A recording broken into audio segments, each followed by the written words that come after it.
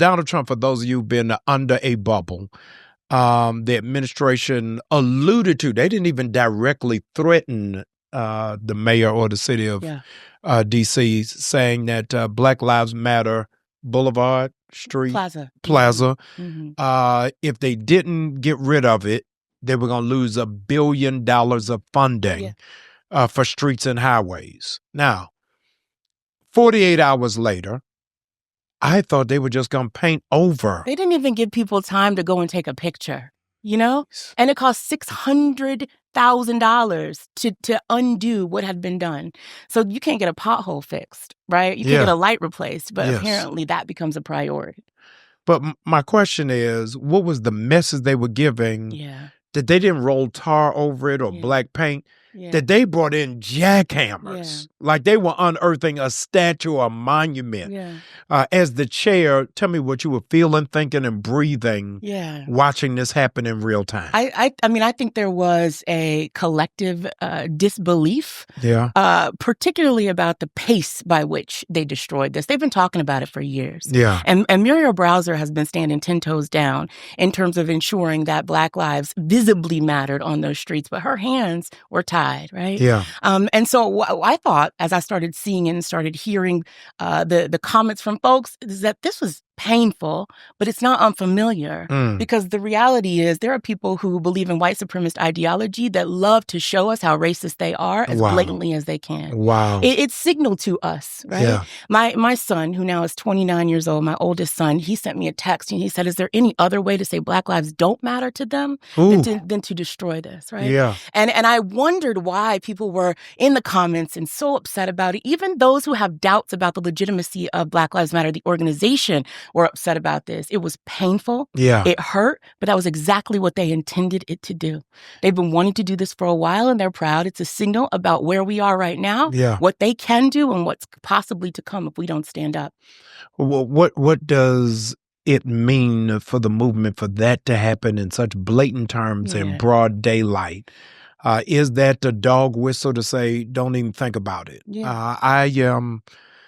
Chair Lady, I've been really in pause because I'm mobilizing this target fast. And a lot of people are saying we need to picket, we need to protest.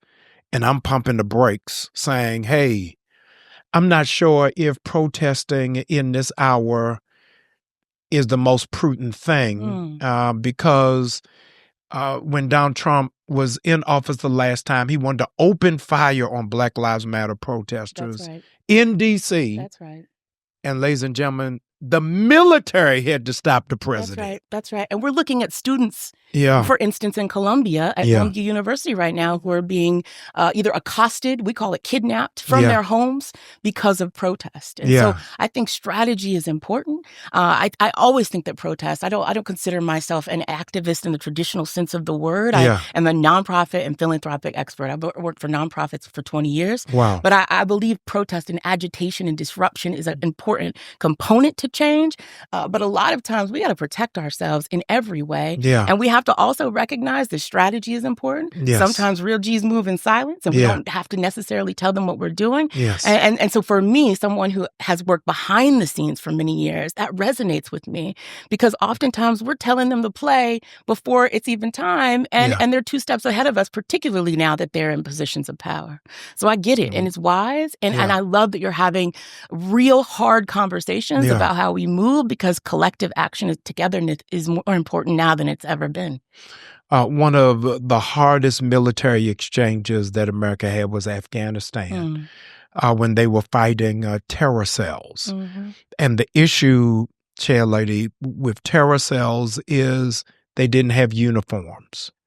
They didn't have titles. So they were plain clothes paramilitary.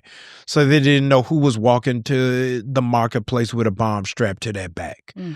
One of the things they, I think, sent alarm to the system with Black Lives Matter is different from our traditional organizations. People weren't wearing a BLM T-shirt. We weren't having the meetings in the church fellowship hall to figure it out. But to your disadvantage, There were people saying they were Black Lives Matter. That's right.